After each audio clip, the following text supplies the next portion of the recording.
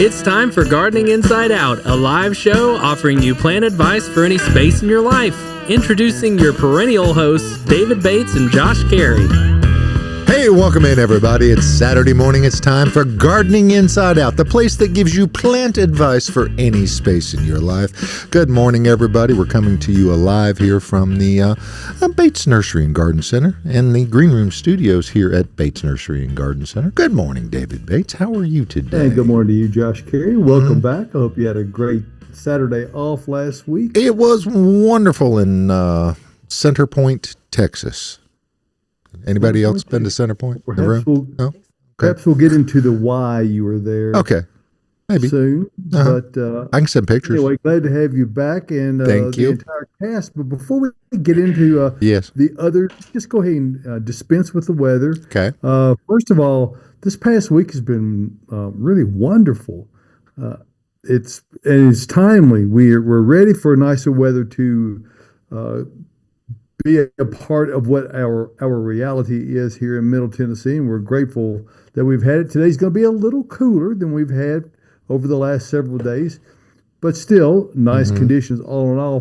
Partly cloudy conditions, 53 degrees for the high today. And welcome to March, by the way, everyone. Yes. February is now a thing of the past. Uh-huh. Tomorrow, Sunday, will be sunny and 48 degrees. So a bit cooler still, but all around a very nice early March day.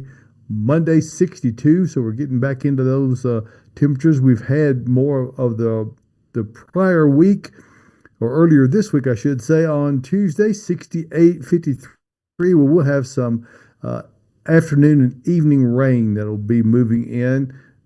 Wednesday looks to be cloudy as that rain gets out.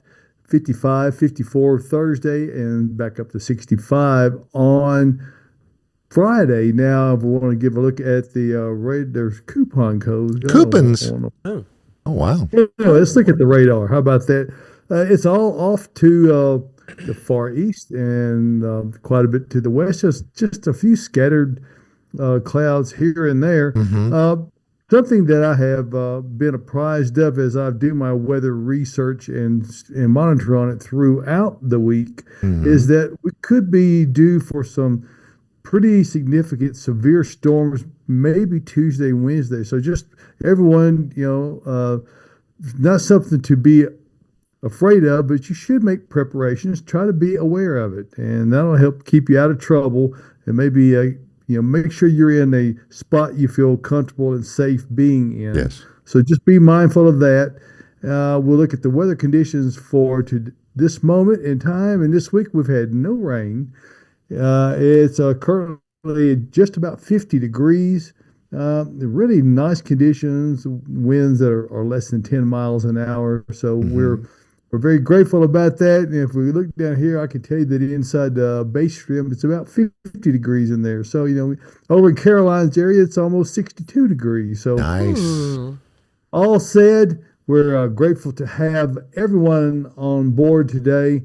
And that includes the balance of our cast, Josh. Yes. And, of course, that constitutes Caroline Gant. There they are. Welcome in, guys. And, of course, we'd be remiss if we didn't mention Tyler Blankenship across the way. Tyler, good morning to you. Uh-huh. Hey, Tyler, good morning. He's got a shadow who could slide in there behind his head, too. So. And Rachel! Rachel Chapman, and she's here observing today. And because there are times when Tyler has to be off, and Rachel, we've made some changes lately. And I think anybody who's been watching knows because inherently when there are changes, there are issues that develop. Yes. It's not always a smooth transition. Oh, this one has not been terrible, but there are things that are unexpected. So now that we've had a couple of weeks to kind of iron through those, time for Rachel to come in, see what Tyler is doing and what he's not having to do, which is the main point of these changes that we've made. So welcome in Rachel, Tyler, and Caroline and Austin. Great to see you guys as well today. And so what you got on your mind? Pottery.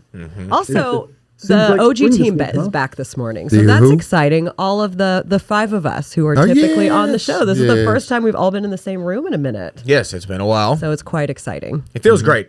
Speaking of exciting, I'm getting excited. As Are you? as excited as I usually am? Like spring is kicking into full gear now. Like we are feeling it. 1st of March today. It's kicking, man. It's sunny. It It's is. not like super warm, but it's nice. It's It that doesn't straight have up to be super 50. warm. No, the you're sun's right. out. Yeah, it's I know. good. It's a great warm coffee day. Come to the nursery, stroll around the lot. Oh, Type of day. it looks great out there too, folks. It looks so barren in the wintertime, even though all the plants are like an inside the base atrium. trim. It always makes me happy to see all the little guys out there reaching Oh, over yeah. the sun. They're just like waking Yeah, they're up, going, "Oh, so yeah, it's out there." excited. Yeah. Yes. New stuff out there. It's great. There is. We've gotten a lot of trucks in. So there's a lot of new inventory on the lot, but there's also something else that has entered the lot.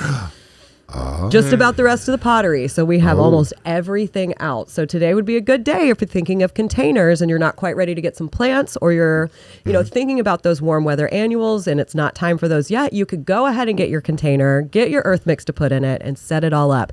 We broke down at least 15 pallets of pottery yesterday. Might be a new record. It's definitely a new record. It's definitely not Yeah. might. It is a record we broke down. Me, Caroline, our pottery manager, who checks it all in and does the most of the stuff. That's not true. And then me and Mac and Owen, shout out to those two guys who worked very hard yesterday with us, and we got 15 pallets broken down. That is crazy, y'all. If you come out today, you will literally see the best selection of pottery you are ever going to see at Bates Nursery this year. You will. There's some great stuff. There's some really nice, like lightweight stuff that I can't remember exactly what it is, but it's like UV protected, so it's not going to fade when the sun hits it. It's supposed to be like all weather. You can leave it out year round, which a lot of times with this newer lightweight stuff, you can't. It starts to look bad and it starts to fall apart.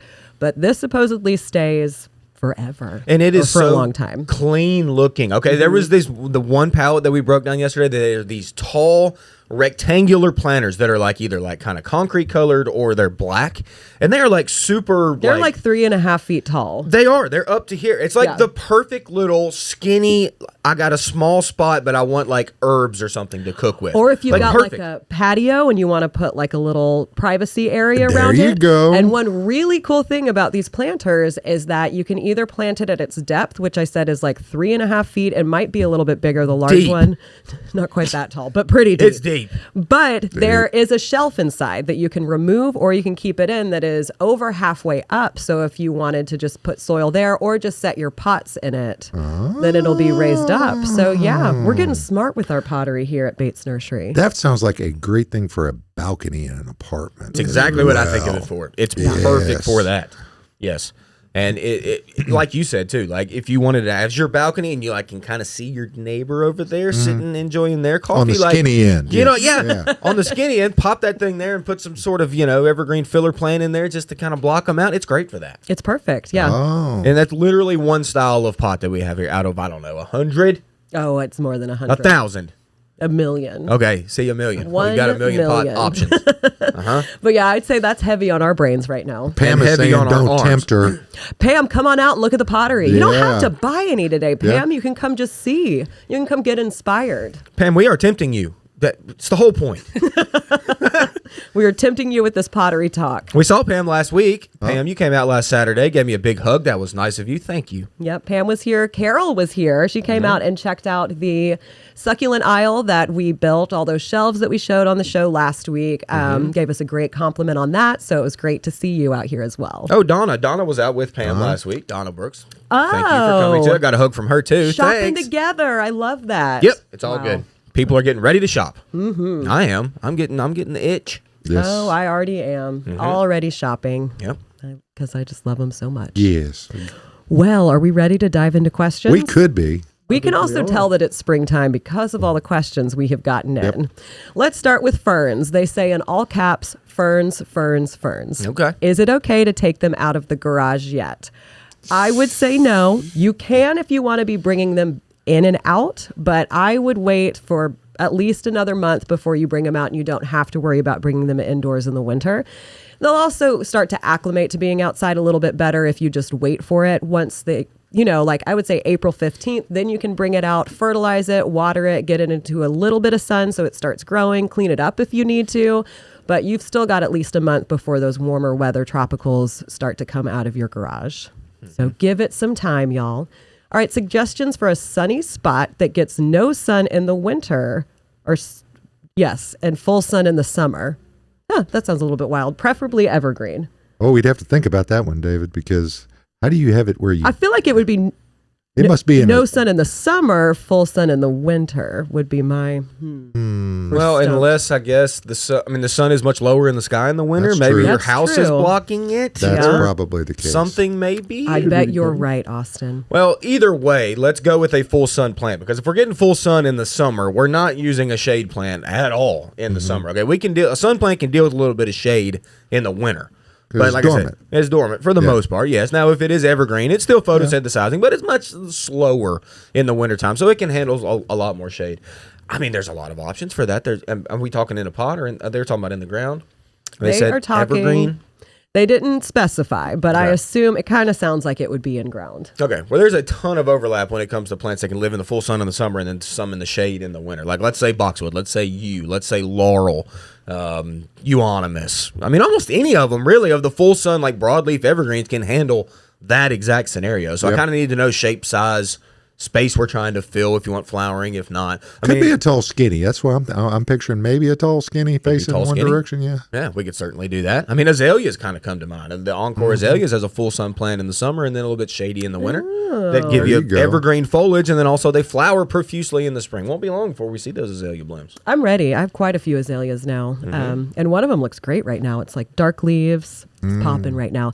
Hey, Jane Ann Gibbs is asking a question on YouTube. Can succulents live in a north outdoor window box of a brick exterior home? Yes. Yes, they can. I would say some would be happier than others, not getting a lot of direct sunlight, but there are a lot of succulents that would do well, especially if it was like indirect light, brightly lit throughout the day. One that comes to mind might not be great for a window box, but prickly pear, and there's some smaller varieties that would do just fine there. You would still get some blooms on that. There are some sedums that you could have. There's I've brought it on the show before. I don't have it in my brain right now, but it's like that little yellow sedum that kind of turns orange, spills over. I have one that doesn't get any direct sun. It's kind of dappled sunlight.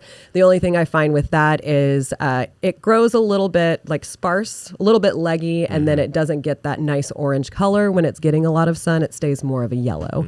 But yeah, you can definitely do some succulents in that. And that's the key we got to talk about. Like we always really say, is like full sun plants can live in shady environments, y'all. They just do different things. Like Caroline just said, they get a little bit leggy. They don't give you that color we want. So we can, if we give them more sun, they're going to do what we really want them to do. Now, can they live? Certainly in those spots. Now, with succulents specifically, want to make sure if they're in that shadier environment, we are not keeping those too wet, because that is the biggest killer of succulents by far. Oh, gosh. Is that water. Yeah. Okay, so watch out for that. There are so many, and there's a lot that stay up through the winter. I have a euphorbia type of succulent. I can't remember the name off the top of my head right now, so sorry.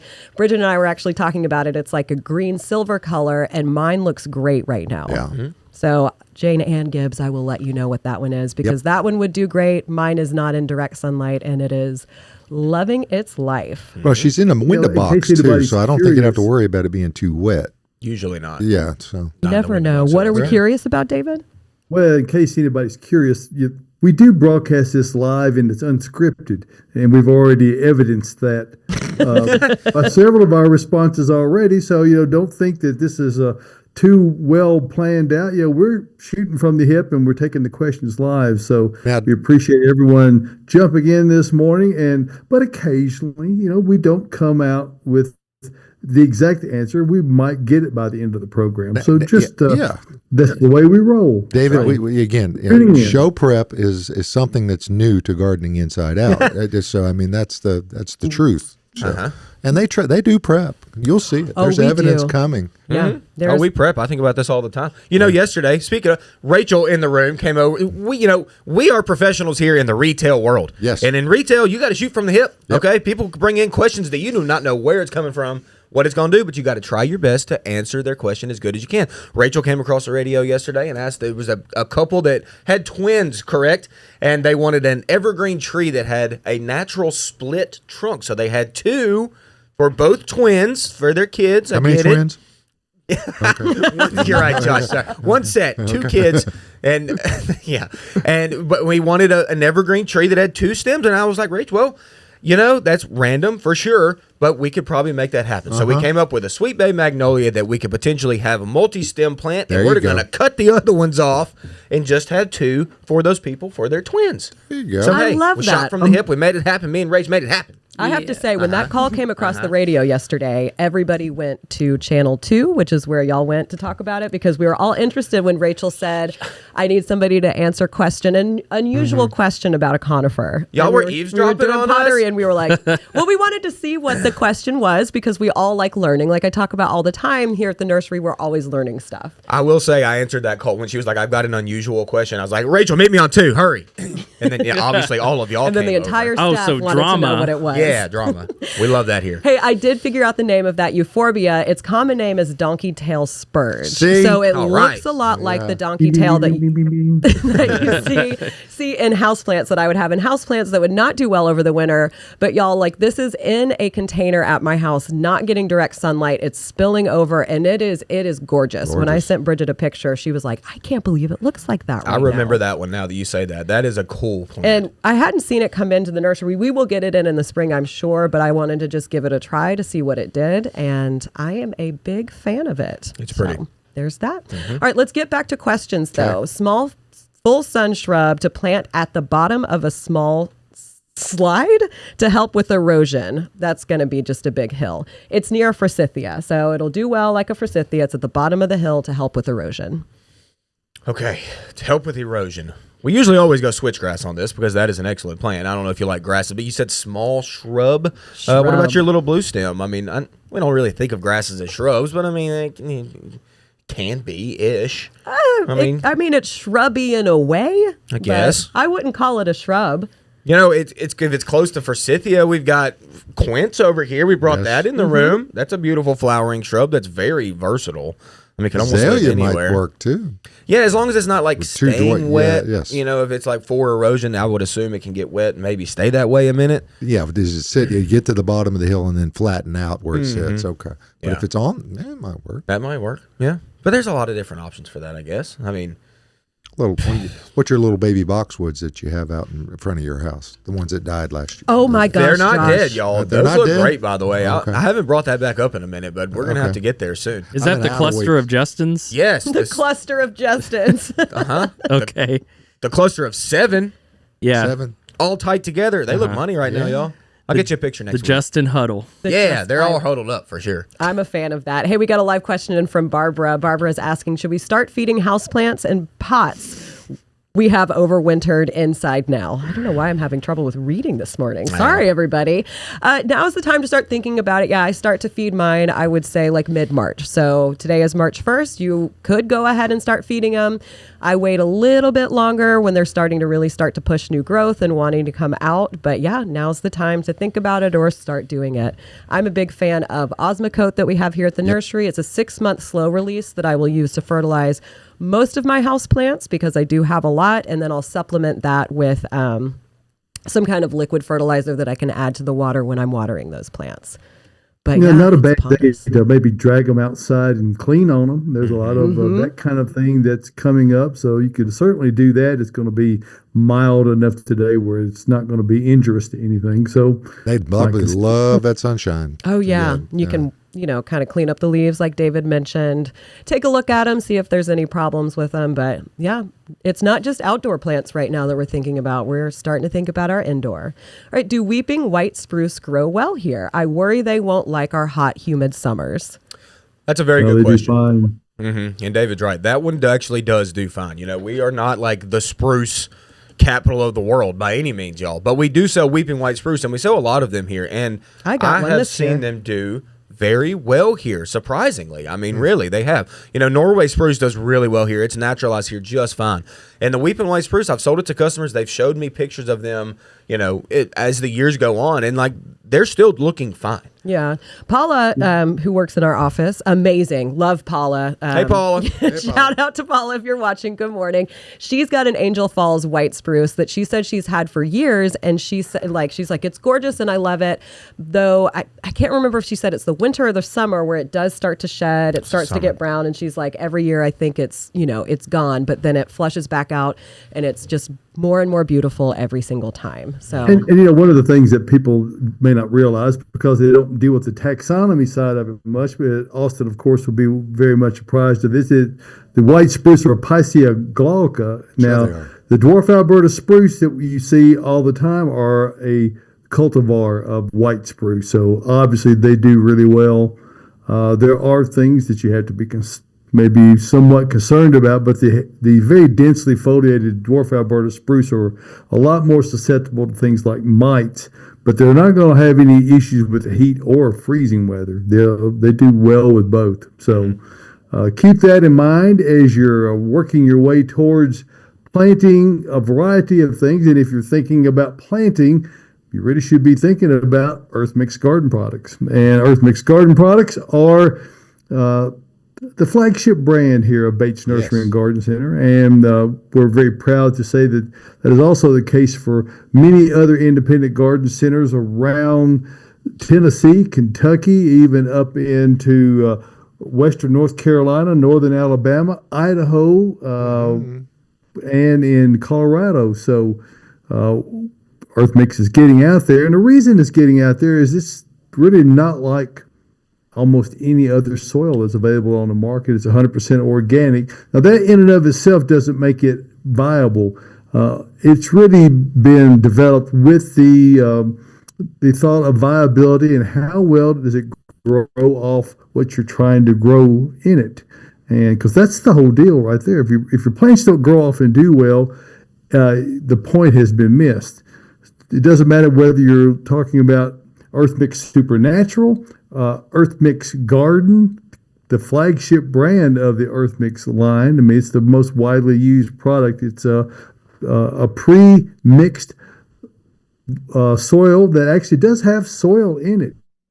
So for many in-the-ground type planting situations, this great Earth Mix landscape is essentially garden that does not have soil in it. So it's designed to be used specifically for anything you're planting in the ground. And of course, we have a whole variety of other different formulations of Earth Mix garden products, including Proganics I, which Caroline will recommend for the indoor plants, Proganics O for outdoor container gardening, and it goes really well with all these containers that we've been talking about on the show already this morning. So no matter what you're thinking about, there is an Earth Mix garden product that is perfect for the application you have. And again, they are available all over. We'll go over here to the map and just click on the Find Earth Mix tab. Click. And once you click on that, the big map will pop up there and you see all these pins now color coded. And thank you, Tyler, for that. That really makes them a lot easier to discern where these various things, various locations are. Check those out. Either do that or put your address in for a location, for turn-by-turn directions for a location near you. And just remember this, success in gardening begins at the ground level when you use Earth Mix garden products. And we appreciate you giving us a moment to talk about that and help you take the work and increase the success in your gardening efforts. So, Josh, what do you like to say at this point? It takes 4 things: sunshine, water, plants, and Earth Mix. Got success every time. Every time. Wonderful. Every single time. Yes. And one of the things we can say without hesitation is that it definitely is a difference maker for those who use it when they're planting, whether it's an amendment or as an outright mix that you're planting into. Your loss rate is substantially reduced, and your success and the viability of the plants greatly increases. And healthier plants are more resistant to any pest or disease Is that not right, Austin? That's exactly right. Well, we need to do this. We need to do the comparison again, Austin, where we go to you don't want to buy your soil mix at the mini market, folks. I mean, you don't want to do it. And come get a bag of earth mix and then put one or two side by side using an inferior quality product with garden or like in your garden, and then just see you will. Box stores don't have them either, by the way. Yeah. This is independent garden centers only and independent resellers. So thanks again for giving us a moment to talk about that and encourage you to check it out. Hey, speaking of Earth Mix, Debbie on Facebook is saying, good morning. I follow a podcast from Memphis, and one of them is a big fan of Earth Mix and mentions it on almost every show. That's we probably need to know the name of that podcast. I wonder if it's the woman. That It's woman gotta that be buys from Millstone. Millstone. Oh yeah, it might be Millstone. Do they have a podcast? I don't know if they have a podcast. I know she does listens. excellent work with Yeah. containers, and she uses Earth Mix with it, and has you go. a big following when it. I know y'all showed me pictures of that, and she does amazing work. Yeah. With some mixed containers with Earth Mix in the bottom of them. So there you go. They're We doing got well to there. meet her last year. She came out to the nursery. It was great. We walked around with her for a little bit. Yeah, She was love it. very nice. Millstone. Millstone. Correct. Yep. And then Joyce says Quince, Austin's favorite. If you listen to the podcast, you heard Austin talk about him and Ben's kind of beef over quince blooms versus roses blooms. So that's something that's ongoing. That's the key. I'm not necessarily super mad at Quince. I'm mad at Ben for saying that Quince is anywhere close to a rose bloom. Okay, that's where I got off on a rant. Joyce, thanks for listening to the podcast. Yeah. Thank you for We checking put it effort out. into that, and yes, Joyce. I'm sure we'll see you today. Well, so Quince are nice, but they don't last very long. right. Exactly. Not a great cut flower like a rose. No. So, but I mean, for you, the rose is one of your goat plants, but you do have other goats. Yep, we do. Tyler, hit the button. Oh. Like I said, the goat. The goat today. Okay, I had kind of a hard time with this one last night, as I usually think about a goat plant for y'all this morning. Okay, so I have a lot in my head right now. It's springtime, y'all. Things are happening. But I realized I'd settled down and I was like, what did we do? What have we been doing? We've been doing pottery. What is a massive question we get out here constantly, all the time, at least every day, if not 5 times a day? What's a plant I can grow in a container? Hear it all the time. As basic as that. Okay, so people want to know the best plant for a container, all right? Now, I'm going to preface this by saying every single one of our plants that we grow and we sell can be grown in a pot. Almost every single one of them, from the start of their little cutting phase to their finishing phase of where you buy them, they've been in a pot, okay? So if you're good at growing stuff, you can grow any of our plants in pots. So let's just start there, all right? But when it comes to the goat of plants, I know what y'all are thinking. He's going to say boxwood. No. He's going to say, I know what he's going gonna to say. say. Boston Do you? fern. I think so. Are you sure, Josh? I don't know. I went a little Okay. wild What do you on think, this Josh? one. Tunias. No, I love tunias, That was a Josh. good guess for but him, that's though, an Josh. annual plant. We're thinking of a longevity, Oh, okay. easy, Change the a rules on me. versatile plant for a container that is very Miriam low said maintenance. petunias too. Nah, Right? you Yeah. can mix the petunias she in with did. this plant. But no, the plant is yucca. Did you forget about There it? it for a second? is. Oh. Okay. Now, I know what y'all are thinking. This is out of Austin's, like, kind of Southern Living magazine kind of feel. Yes, it is. It's different than that. But, y'all, when it comes to an evergreen plant that flowers, that is shade tolerant, that is sun tolerant, that is as drought resistant as a plant can be. You literally plant it, water it once, and never, ever, ever water it again. Don't do it. I'm telling you, trust me on this. It's naturalized in almost all 50 states. It is the easiest plant on the planet to grow in a pot, either There up you under go. your front porch in the shade, out in the elements in the full sun. Does not matter. Yucca is the goat when it comes to a container. And nowadays, people are using yuccas like crazy out in front of like really modern hotels or like modern restaurants. It's got that look about it. Okay? And they can set it out there and not ever have to do anything. A lot of times people will be like, well, I don't have any access to water outside of this restaurant or outside of this hotel. So I'm like, yucca is what you need, okay? And you know what's great about yucca? Caroline can tell you this because she lives it. And that is, if the yucca main plant, like the main stem, starts to get a little bit taller and leggier on you, you can chop that back. Now, in the ground, Caroline has noticed, what happens? It pups up. Yep. Like crazy. Like crazy. It Like spreads crazy. and makes this little stand, and it's almost like not cool. But in a container, it is contained, okay? So you cut that main stem if it starts to get a little leggy on you, cut the top right out. You got all these pups that fill this container. And what's great about yucca as well is that it loves to be tight. That's like similar with most of your succulent plants. We're not going to put a little succulent in a big old large container, y'all. We just don't do that. We keep them in very tight. They like to have their roots tight in there, okay? Snug. And this will keep them a little bit more dry. But look at that. That's a variegated yucca right there. I'm actually a bigger fan of just straight green ones Yeah. that are just really perky and happy and healthy. And do know, if you are overwatering your yucca, what you're going to see is lower leaf spotting. You're going to see a little bit of rotting down at the base. It's not going to look good. So do not water your yucca hardly ever. I will give you a tip. The only time you will ever notice yucca to be dry is if the needles that are coming up curl upwards on themselves, okay? That's the only time that it would be dry. Here in Middle Tennessee, if it were out in the elements, you will literally never see that ever. You will not see that ever happen because we are plenty wet here. Make sure you have an adequate drain hole, okay? If you're going to buy from us, use our Proganics O, which is our outdoor. It has some expanded shale in there, which to y'all just looks like little rocks pretty much. That's going to help with drainage. You can even add gravel in that mix if you want to really help with drainage. Drainage is the key on yucca. Like I said, You, the goat. you didn't talk about the blooms on it. I did. I said it blooms. It is. It the blooms most, white. Yeah, It's you like see a them. huge bloom spike. It though. is. Right, you see them in the wild in New Mexico, for example. Yes. And there will be acres of them. And when they're in bloom, there is nothing prettier on this planet, Yep. folks. They're great. Oh, Awesome. gorgeous. With snow, and I mean, sometimes you'll see them. They'll get those late mountain snows. It's awesome. Josh, you're creating quite a beautiful image right now. Oh, See? yes. I mean, yeah. Yeah. Why And you're can't doing it missile with range, yucca. man? I tell you, I've seen it. Yeah. Uh-huh. Okay. Yucca is great. I have a friend that I help him with his rooftop pots each year, and Perfect. it's like full hot sun all Perfect. day, baking in the sun downtown, and also very, very windy. And he has a color guard yucca that I've been repotting every 2 years for a while. And every year I go like mid-March. It's still cold, and that plant is just showing off, whereas everything else is either dormant or dead.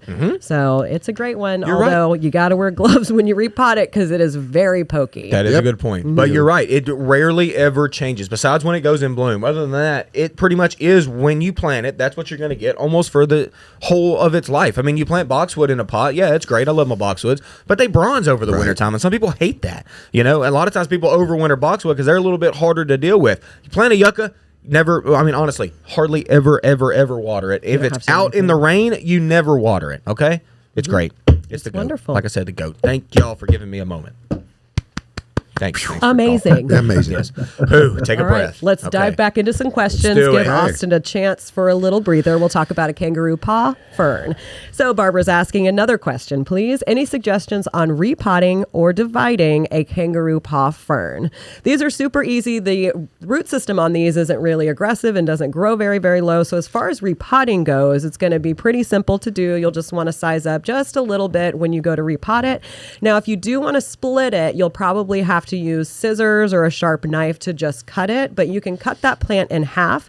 And as long as you get some of those little feet and roots on each side, it'll be fine. Use a really, really good indoor potting mix. I suggest the Earth Mix Proganics I. That's actually what I use with my ferns because it's got the coconut core in it that the ferns are really, really going to like. And I don't add anything unless it's earthworm castings to it, but it'll be just fine and straight indoor. But just pack that soil around and make sure you really, really thoroughly water it in. And it'll be happy. Kangaroo paw ferns are one of my favorite. They're a pretty low maintenance fern and they grow really, really cool. Caroline, can Barb bring that in and we put that sawzall to it? We sawzall right down the middle. I don't know if unless it's a really, really big one. Bring it in, Barb. We'll do it. Barbara, if you want to bring it in, we can take a look at it. Some excitement for Saturday We can morning. also Metal repot it cutting for blade. you. Yeah, metal cutting blade. Josh knows. Austin loves to sawzall all of the things. Yeah, anything he can. And then Mikey on YouTube is asking, I guess it would be a good time to prune any Japanese maples that might need pruning now before they start budding out. Hey, Mikey, speaking of a sawzall, yes. I mean, it is a great time. I love pruning Japanese maples. Speaking of a sawzall, would you? I use sawzalls all the time for maples, for bigger Oh, for cuts. big ones, yeah. Uh-huh. So I've got this really. What? So here at work, we use DeWalt sawzalls that are very bulky, heavy, great tools, like really, really great. They're not the greatest for tree trimming. I will say that because they are very heavy. You have to almost use two hands to use them. I got this Sawzall. It's a Porter Cable brand, so it's not like super beefy. It's not like the the top of the line or whatever. Like a Milwaukee. Yeah, or like a Milwaukee. Yeah, it's not like that. But it's very much so handheld. It's light, okay, but it still works very well for tree trimming, especially Japanese maples, because their wood is so soft. It's like butter cutting through maples. That's really what I like about them. Like give me a crepe myrtle, and I'm not trying to cut that all that much. That wood is way too hard. I hate it. But Japanese maples are very soft, and yes, we need to get back in and kind of prune those to shape a little bit. We're not like hedging them, We're not like buzzing them from the top or anything. We're selectively pruning. We're taking an hour or two out there and like looking at stems we want to keep and ones we don't want to keep and all that. So yes, Mike, it is time to get out and do that. What a fun job too. It's so fun to prune a Japanese maple, like really. Yeah. You can make it as funky as you want, and you can always take some more off. More than you think. Yes. Now, I know maples are expensive. They're fancy. People love them. They're delicate, whatever. They can be pruned more so than you think they can. Y'all don't think they're any different than any other tree that can be pruned. Let's just select those stems we really want to keep, and those ones we don't, let's get rid of. All right. Yeah. How about particularly if you're going to do it now? Yes. Yes, definitely. Because they're dormant, and everything's going to change quickly. So this is a really good time to be looking into that. And if you like I said, if you've got questions about yours, take a picture and bring them out here, and Austin will take a look at it. I love it. Guide you through, hold your hand. Yeah. Tell you it's going to be okay. Take a couple different views, one side, the other side. Where you mainly see it from, that's kind of like a good, like if you sit outside and observe your maple, like from a specific angle, that's kind of the way you kind of want to look at it. You kind, before you prune, you know what I mean? If that makes sense. It does make sense. It does to me. Study it. I still need to prune mine, so maybe I'll do that this weekend. You haven't even taken. I want to see the picture. You haven't even taken a picture yet. I keep forgetting. I will. It's been about 2 weeks of you asking. I will get a picture when I get home from work because the sun will still be out. There you go. Finally, days are getting longer. Hey, Miriam says, and you can saute. Yes, Sorry. Miriam, friend of the show. You can saute blooms with scrambled eggs and onions. So Miriam's talking about yucca. Oh, So okay. lots so of fancy. lots of the yucca plant are edible. The root is actually edible as well. Oh, yeah. So Also if you make go to soap out dig of yours it. up, you can make chips out of it. Oh, you can make soap. Wow, Yes. Josh. Yes. And Miriam knows, because we talked about Texas at the top of the show. She's a Texas gal. Yeah. So she knows these things. If you're thanks, careful Miriam. and you get Appreciate it. you get a big one and you got the needles on the end, if you're very careful, you can trim around the very tip of it and pull out a long thread for an emergency repair item as well. Who are you, Josh? Wow. It's MacGyver over there. No. That's a good point. I mean, one of the species of yucca is filamentosa. They've got filaments that come out of that. Like, yeah, I can see where you're going with that. And then Miriam, you so fancy. You are fanciest. You are fanciest. I mean, Miriam. scrambled eggs with yucca. Miriam, girl, I see you.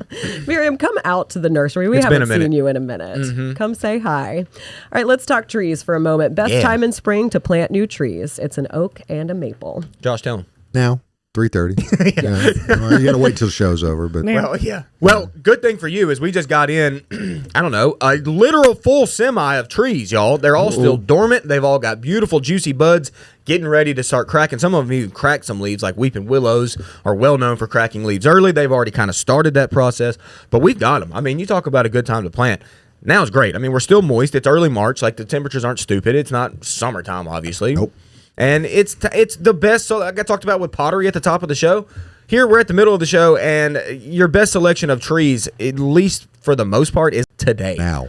There are so many back there. They look really good, and they're manageable. We didn't necessarily get in our like crazy large, huge trees that you almost need a machine or you need a couple guys or people to help you out to plant them. Like, we got manageable. So you just got a new house and you're willing to live. You're going to be living there for a long time. You want to start with like 5 trees. Okay, come out and buy some 5s and 7 gallons. Save a little money. Trees grow, y'all. That's what they do. They do grow. And you can fit them in a smaller car, which is a plus. So you don't have to borrow a truck, rent a truck, or pay for delivery. That's a good point. And it's super fun to watch a small tree grow big. I thought you were going to say to load it into a small car. Well, that too. I do love that. Oh, yeah. the That's one 30 of my gallon favorites. into the Yugo. Yeah, let's go. Yeah, exactly. Linda on YouTube asks, so can I trim my lilac? Now, that's a little bit different this time of year, I will say. You are correct. Yes. We're not trimming lilac right now. And okay? why is that? Well, Those because buds? they've set their buds for the spring show. The whole point of lilac is to go out and smell them when they're in bloom. That's the whole point, if you ask me. So all those buds Give them there- now. You've got no smell. That's right. See, David knows. That would be so sad, David. So let's look. Let's wait. Okay, Linda, wait a minute. Wait a minute till they bloom, and you go out there and smell them. They're fantastic. Cut one. Bring it in your house. You know what? Make a perfume out of it. I'm getting fancy. Josh, back to soap. See? So Make soap out of Josh it. knows some stuff. After you do all that, then you prune it. Okay. Then you prune it. Then you get it back in check because they do get kind of big. My lilac is full of buds, like the most buds it's ever had. So I'm excited to see if they will all open. And we do have a lilac question. Lilacs, do they do okay here? And here is Middle Tennessee. I would say okay might be the best way to. That's the word. Yeah. That is the word. And it's not their livability that's okay. Their livability is fine, y'all. They live just fine here. It's the flower show, the flower that we really, really want in the spring that you see up north that's fantastic. All of our northern people that have moved down south a little bit and really want to grow lilac because they grow so well up there. Yeah. We have to kind of get them back in check a little bit and let them know, like, you don't get that same flower production that you do up north that you do down here. But still worth growing with lilac, if you ask me, just for that smell. And I don't know where we could get a lilac, but I bet David does. Where do you find it? I don't know. Well, you know what? I'm going to suggest that you give a look over at batesnursery.com, or better yet, come out to see us at Bates Nursery. And we don't do anything but plants and all the things you need to do well with plants. And we have a selection and a level of expertise that is second to none anywhere. And if you don't believe it, we really encourage you to come out and see us because we're passionate about plants.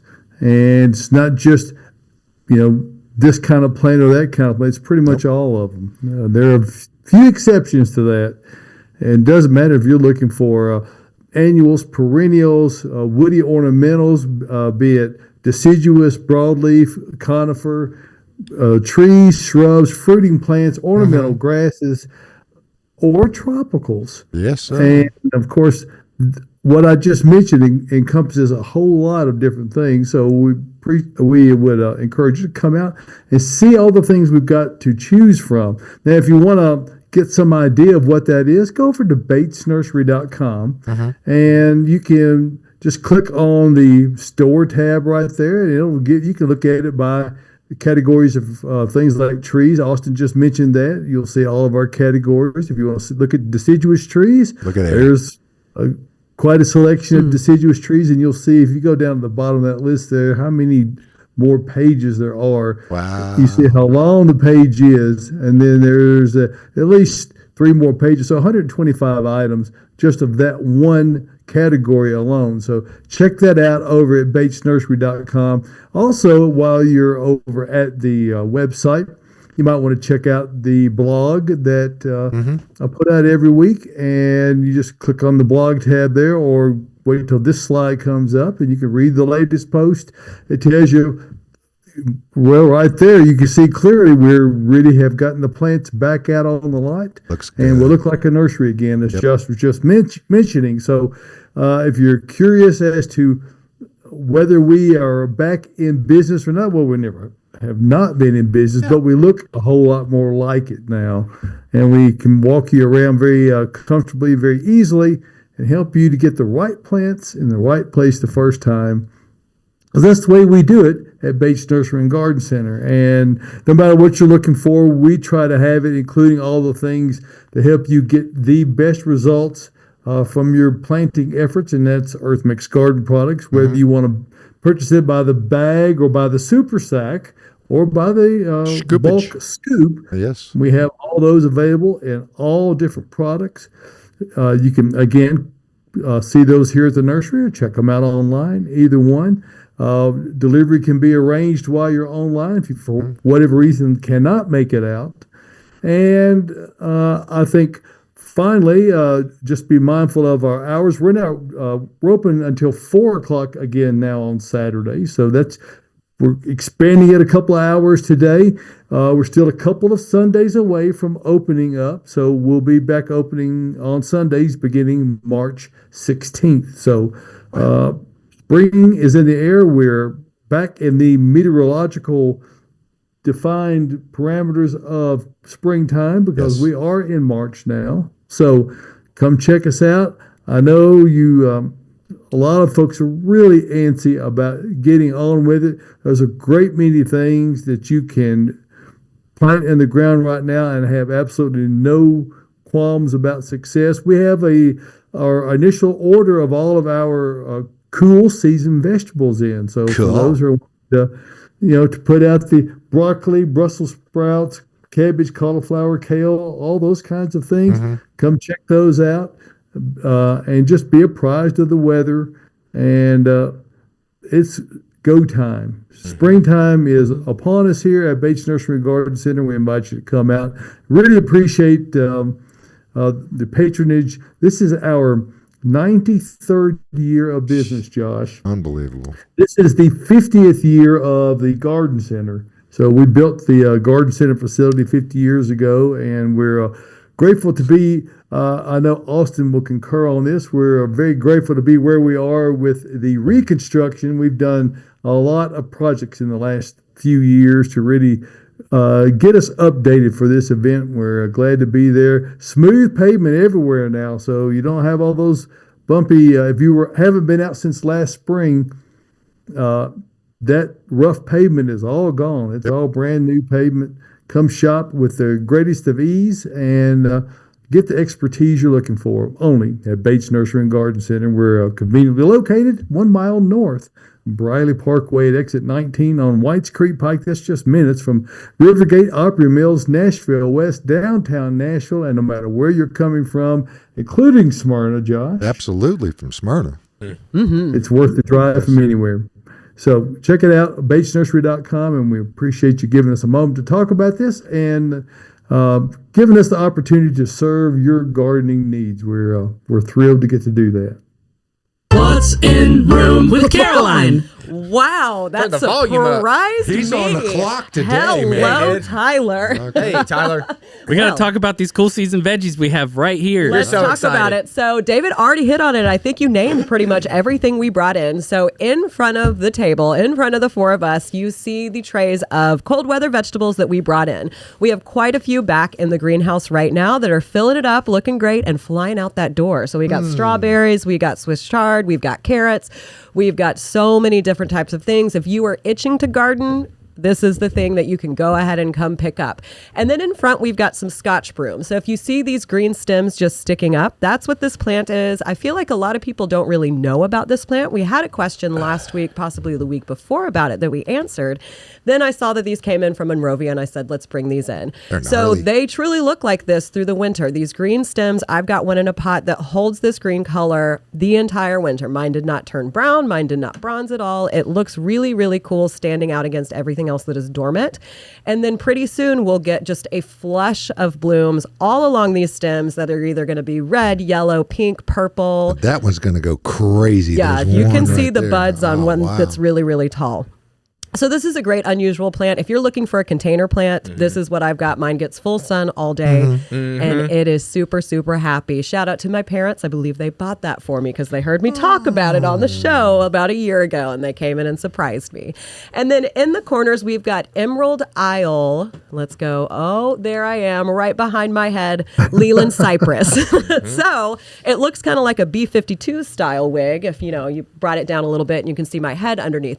So this is a very slender evergreen. It looks like it has been sheared to hold this shape. Definitely. Yeah, for sure. Now, do you think it will stay more slender, Austin? No, Lord, no. That plant gets very large in every No, direction. Lord, no. Love Shack, So this is something you would baby. have to, yes, I love that song so much. Love the B-52s. Something that you would have to keep up with if you wanted to keep it Like this your slender. jukebox money. But the color is really, really great. Yes. And, pruning stuff, shearing stuff, it's very therapeutic. So you get out there, just keep that shape that you want and not have to really think about anything. And then next to it, we've got Carolina Jessamine. Oh my gosh, such a good smell. Can we actually pan over to David and Josh's side? Because you can really see the blooms on the one on the other side. That one is showing off. Oh, right beside David's head. Yeah. Yes, it is showing off.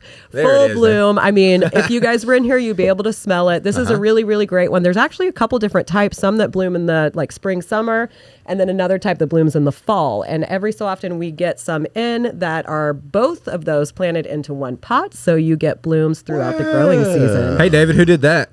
Who came up Hey, with that that idea? was my idea. Yes, it was. The old double shot, right? And how much royalties did I get paid for it? You're still spending them, right? Okay. We have to buy it. But we could talk about it, and you can say that was yours, which is a brilliant idea. Great I mean, idea. You can't tell the difference, but you just get like a warm weather season full of blooms. And then flowering quince, we had to bring that in. Austin actually picked that out today because we have some in that are just gorgeous and in bloom right now. You'll notice the blooms start lower on the plant and then work their way up to open. So if you could see down low, they're actually a little bit and more fully They look like open. tea to roses. lower. They do kind of look like tea roses. Josh, you are correct. He's on Team Ben right now. You know what? That's okay. I like how many teams we have on this show. There's So so many ongoing feuds about plants, which keeps it exciting. But I do love quince. I am a fan. Now, I don't know if I like the quince bloom better than a rose bloom. I will say I'm probably Team Rose as far as blooms go. But this to me is a very different look. It's pretty wild, and it's just so hardy. It's a lot easier to care for than a rose. And I'll they give you that. bloom so early. That's Very it. early. Yeah, so Yeah. that's another They thing. do. It's gorgeous. These are blooming a little bit early. Mine at my house are not quite blooming. And then let's talk about our feature plant today that's over here on this Lazy Susan. So this is a, hard to see, a rock castle aster. Now, it's not a true aster, but this is a plant that is only native to Tennessee and Kentucky. Stop. And very specific regions. It's a keystone plant here that's endangered. It's very hard to find, and this is the first time we've gotten it in here at Bates Nursery.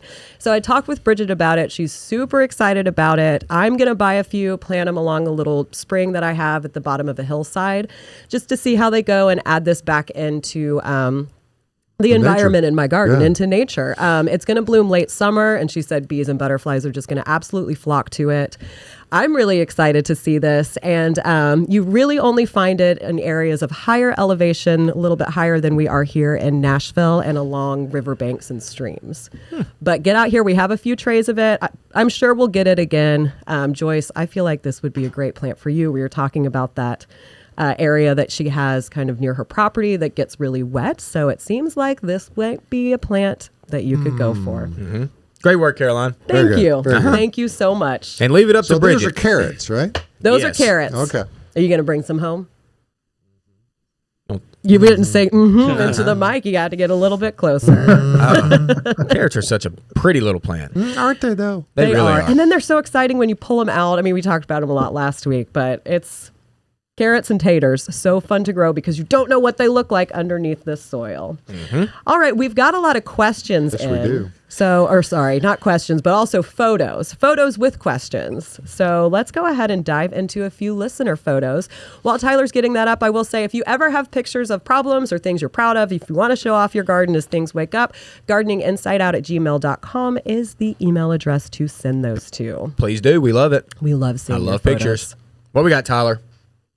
First, Yeah, sure. let's go with Sam. Hey, All right. Sam Boyette. Sam Boyette has a viburnum question. Looking forward to the show tomorrow, which is today. I planted 2 viburnum last year, and one has grown a couple super long branches that are way longer than the rest of the plant. Should I prune these back? Why did this happen? Why do you like it? What, you want to cut it? Yeah, I mean, that's You the thing. want to cut it? Yeah. Yeah, that's the key, really. And Sam, I remember you buying those last year. I remember those viburnums; those were cool. And why it is that sometimes plants shoot up random stems like that, I don't have a great answer for you. Besides, they're just happy, ready to roll. I mean, they're just ready to shoot up. So that's what yours did. And yes, to get those back in check, let's get those back to where the other sticks and foliage are, kind of nice in the top of that, and we'll get a nice bust out of that. So you're not going to hurt anything by doing that, Sam. Also, Sam, I hope your Japanese maples are starting to wake up a little bit. I bet they're getting budded. He's the one that grows so many in pots, and he does a great job with that. They are fancy, looking good. So I'm hoping to see some pictures of that soon. Sam, great to see you.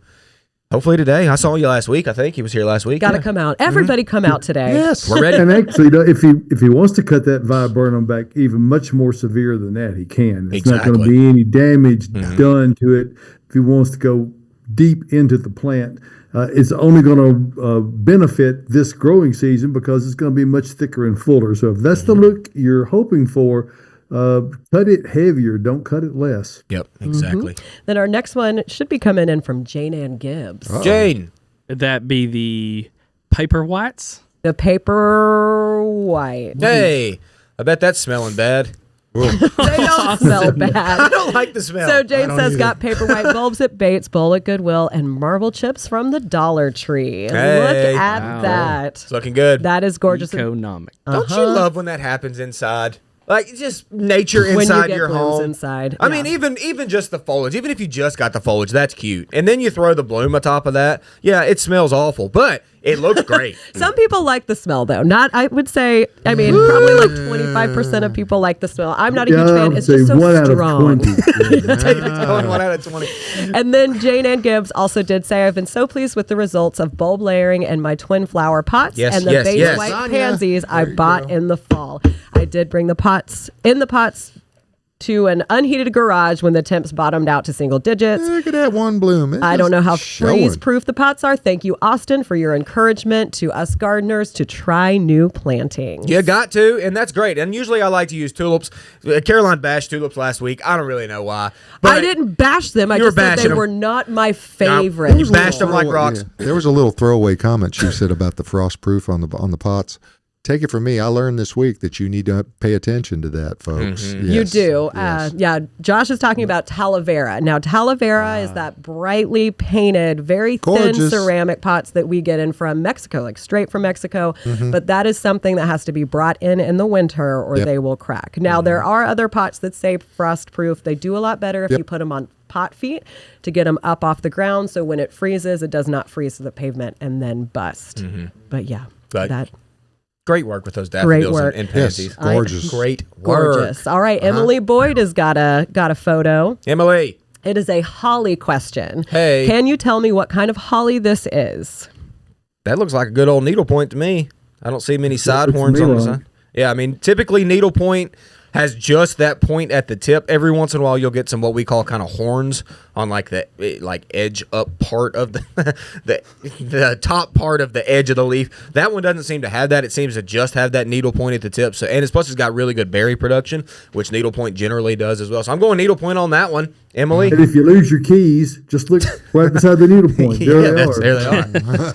And Josh earlier commented on the countertops. He thought it's those were gorgeous great. countertop. So hey, you're going great all over. We're proud of you. And then Pam sent in a photo that says, look how gorgeous on this beautifully sunny Friday, purchased from Bates. It's an amaryllis. I missed that one. Okay, while we do that, can we do the Edgeworthia? We can do the Edgeworthia. So Edgeworthia. Edgeworthia comes from Joyce. Joyce. Edgeworthia flowers aren't much to look at. You have to get close. The fragrance is intoxicating. This is the first year I've been able to enjoy. I had buds last year, but they never really opened. Everyone should have one of these. I wish I had it in a spot closer to my home.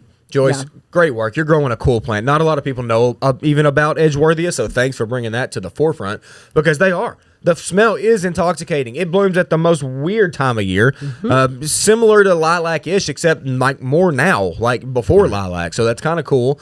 But what's, a lot of times those spring blooming plants, like we talk about quince, like they bloom in the spring and they're great, like they look great, but then they're done for the year. Right. And then you're left over with quince leaves, which are not all that attractive. They really don't do much for me. But Edgeworthia is cool because the leaves are very attractive, if you ask. They almost look like a umbrella magnolia a little bit, very long, linear type leaves. They're soft to the touch. Well, So- paper bush is its name, which I Common think name? hints those leaves. The leaves are thin. They get bigger if they're in more shade. Yeah. But they look really tropical. They look like something you'd see in Florida, just growing in a grove of trees, like underneath a canopy in the Yes. shade. And those little buds through the winter before they open also look great. Yes, and then the smell, like Joy said, is intoxicating. It really is great. And like Caroline mentioned, though, we do need to note it is kind of that understory type tree. I would not, recommend them for that blazing hot afternoon in front of a brick wall scenario. Let's try to avoid that. So understory, small, tropical-looking tree. You're right. I mean, Edgeworthia, cool plant, y'all. Old fire starter Joyce said grow Edgeworthia instead of lilac. Yep. Joyce! She did. She's all about it. Yeah. Hey, and then Emily said, thanks for the info. See you soon. So sounds like we will get to see Emily. Emily Boyd today. We're going to see you today. Let's Tyler, did you get that picture I of the sure amaryllis? did. Let's go look at it. Get it. do it, Tyler. Whoops. I just realized I didn't publish that. Okay. Well, That's not it. that's not it. Not it. I was like, It's another one. Oh, there it is. Oh, Tyler. Sorry. All right. Hey. And then she says the small one in the back is the one that burst open was gifted to me from Donna Brooks, and I purchased the cool. beautiful white one. They will So get those huge if are you let 'em. Beautiful. yeah, Yes.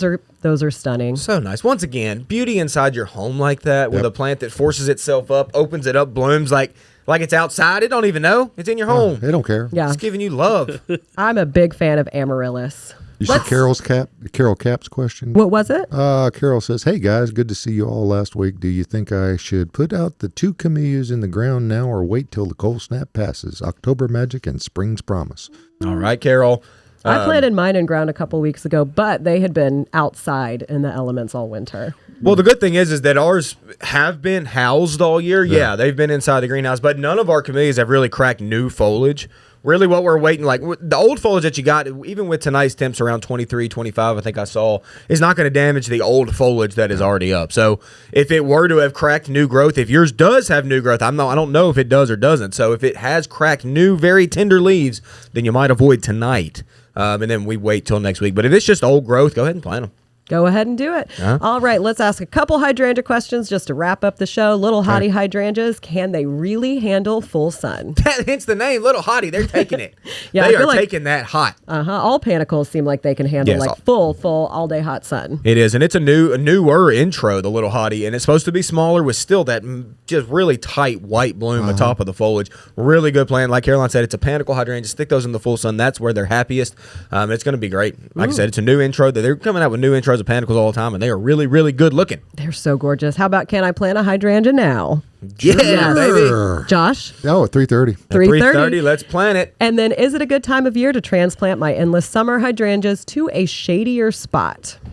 Sounds yeah. like you need to put it in that shadier spot. Yeah, I mean, it's been, we don't want to do it when they have leaves. Let's do it when they don't have leaves. So let's go ahead and get it done now. Now's a great day to do it. No excuses, right, Josh? None, because I moved the ones that I put in the wrong spot about 3 weeks ago. Good for you. So very good. All right, folks, music means that this edition of Gardening Inside Out is coming to a close. What a fun and frivolity and fact-filled show we had today, David. Went Bates. rather quickly. It did, in fact, go quickly. And we want to thank Rachel for sitting in to catch up on it and see Rach. what's going on. I wonder if she picked up anything while she's here. I mean, it's a lot of action today. She's like She's saying a little bit. Hey, folks, the garden center's open until 4 o'clock today. Don't wait until 3:30. Come on out and just get on going, because I think, it's open 9 o'clock now, so we're here for you. And, hey, it looks great out there. It's going to be a glorious weekend. Y'all be safe. We'll see you right here next Saturday morning for Gardening Inside Out.